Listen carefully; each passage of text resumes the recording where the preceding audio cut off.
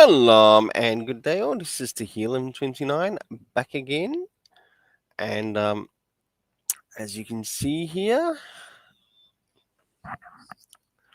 um, there's a bit of an article here from CBR, and I'd like to cover it, especially seeing that we've got the Battle of the Super Sons coming out this month. And actually, before I even start talking about this article, I want to give a big thank you to everyone who has viewed and even subscribed um, in relation to the Battle of the Super Sons video.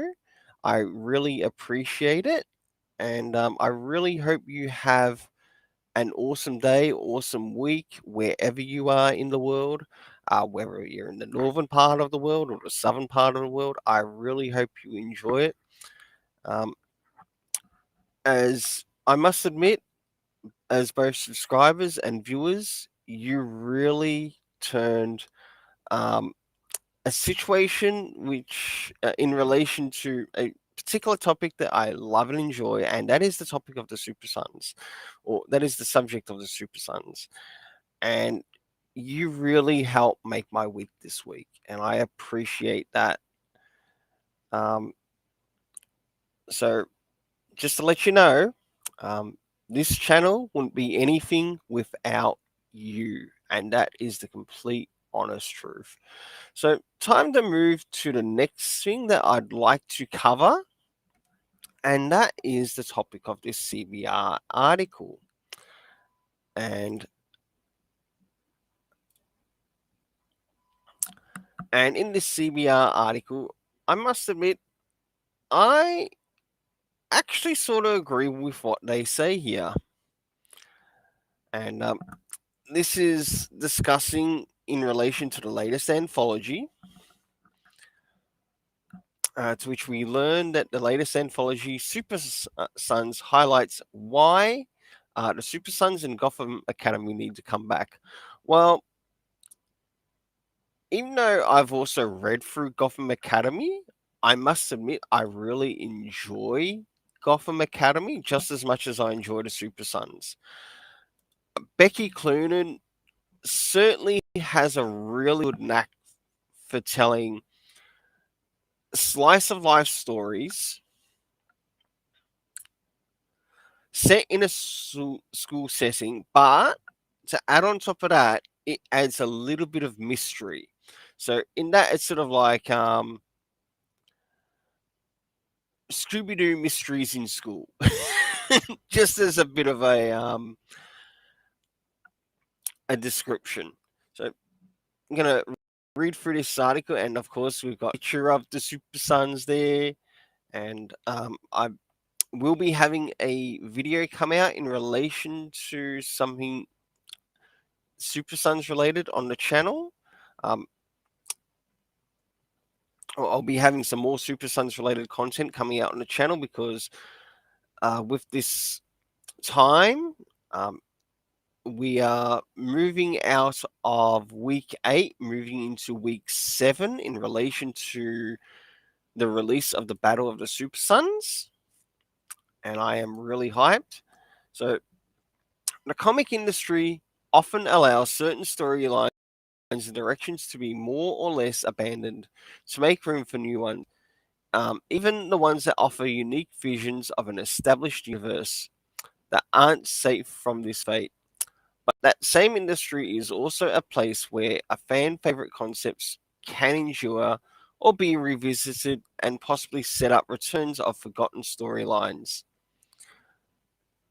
such as the stories of the Gotham Academy sophomore year by Becky Cloonan. And I've read through pretty much all of the Becky Cloonan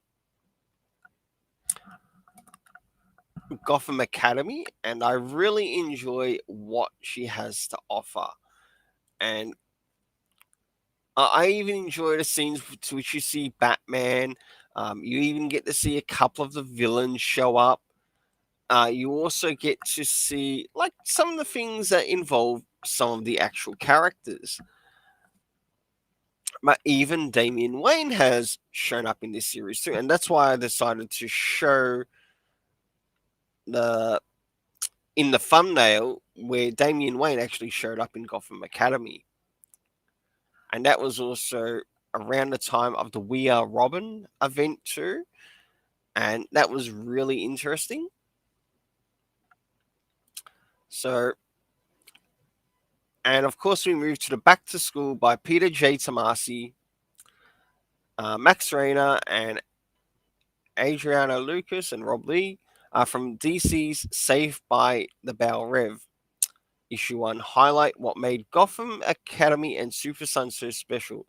These stories also indirectly show why the series should come back. Yes, but let's move on to the next thing. Now, we move into here and we get a bit of a scene which is from the latest thing in relation to the Super Sons or the Super Sons story. And this is the Tomasi one. About my only criticism with this is that I think this story could still have been executed, but with a shirt and tie, not with this shirt. All right, I understand that they want to break the norm, but you can still break the norm while having pink hair. Right? Nothing against people who have pink hair. In fact, one of my people at my RCS loves to change their hair color.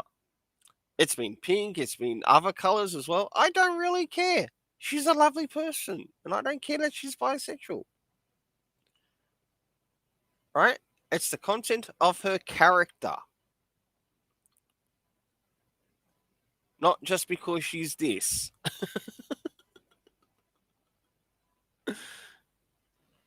Now, both stories seem to fit well into the pre established canon of the current DC universe. Super Sons takes place in a relatively recent past before John Kent ventured into space.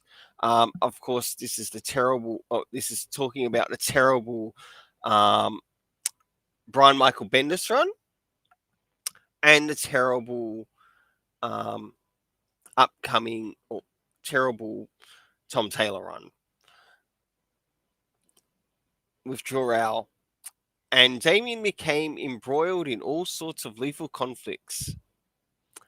As a result, both young men read more innocently, seem to bring out the best in one another, and that is completely true. Um, these characters did bring out the best in one another, and that's why we need something for this for younger readers. I do have a special video planned to come out on the channel on the day of the Battle of the Super Sons release, but I cannot give any spoilers at all what it is. So you're going to have to wait. Um, Now, this is just talking about the story that showed up. The story largely focuses on their new non-binary friend Sydney, with both young men working to help them move past the bullies that torment them. Well, more like a newbie who needed a help just to stand up for himself. That's what the basic story was about. Nothing more, nothing less. So basically, standing up for what you believe in. Um, Meanwhile, the Gotham Academy story follows up on the conclusion of previous storylines taking place at the end of the school year while Olive has left the school. Her best friend, Mia Mizuguchi, has picked up the room dorm, reuniting with supporting characters such as Pomeline and Colton. Maps spends much of the story trying to find Olive's missing journal. The story also quietly sets up it's not Colson's, it's Colton's. You've made a slight error in your article. I will point that out. But I must admit, I do enjoy this talk of the article because this is something that we both agree on. We do need to see the return of the Super Sons and also Gotham Academy. But there is also another series that also did some things with the school side of the storyline, and that is Young Justice. Now, is it possible that you could probably reunite all three of those things, but with Young Justice, just don't have Bendis on the title? Um, hey, even Peter J. Tomasi has also worked on Young Justice, so I'd trust him on the title. Um, so reuniting with supporting characters, Pomeline maps, trying to find the missing journal. Colton's move to Metropolis that is actually shared in the story, uh, while teasing a future storyline by hinting that he's going to try to find out what happened to Olive. And this, of course, shares in relation to the story. Both stories are cute continuations of their original fan favorite narratives, revisiting the character dynamics that worked at the heart of the original comics, the Super Sun story that highlights how well John and Damien worked as a team. Their friendship with Sydney includes a concise but relatable explanation of what being a part of a certain community means. John's support of Sydney, don't forget Damien's as well, because it was about the characters sticking up for what they believe in. That's what it was. Um, in eventuality, like that's the main thing.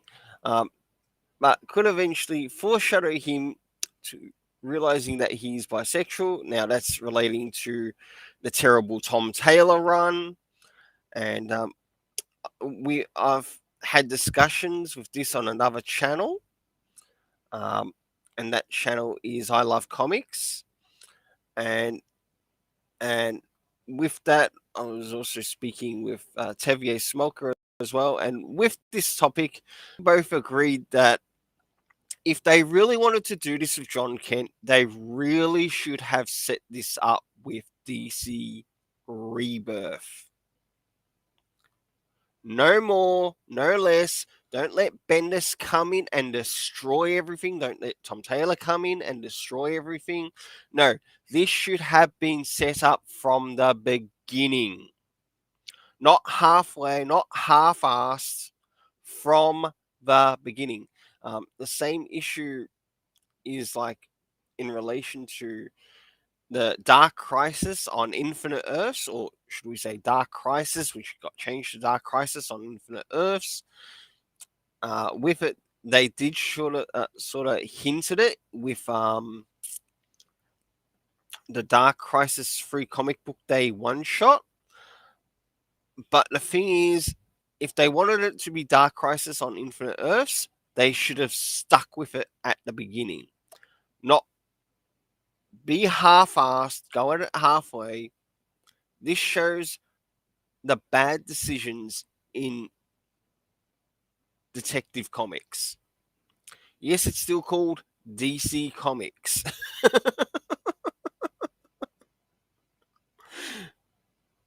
All right? Just because it's dropped its name to DC, it's still Detective Comics. So Super Sons was a reinvention of a classic of the world's finest formula geared toward a new generation of fans. Meanwhile, Gotham Academy was set in the post-Flashpoint universe. It was a fun YA mystery. Indeed it was, and I enjoyed every issue and every trade. I loved reading through them. I loved picking up the trades. In fact, where is the omnibus for this thing? This thing needs an omnibus, right? We got an omnibus for the Super Sons. How about an omnibus for Gotham Academy too?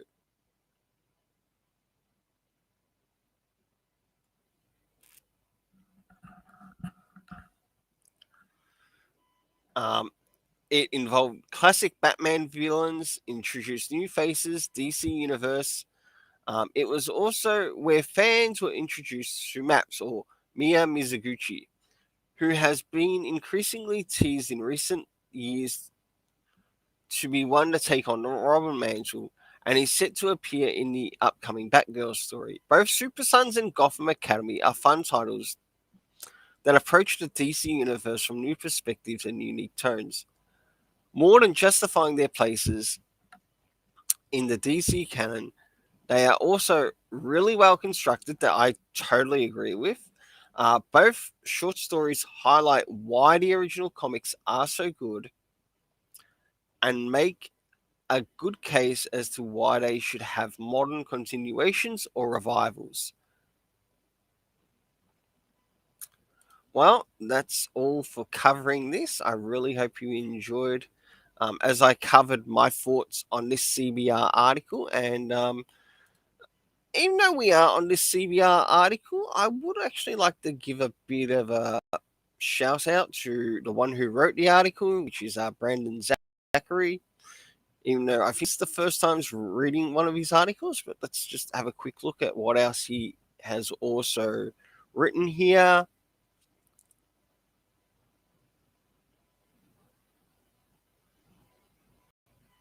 Not a lot, not a lot of interest, but I'll definitely keep an eye out. Should he have anything else of interest? And a big thanks as well to Tevier Smolka for finding this and sharing it. Well, until then, let's keep it colorful and have yourself an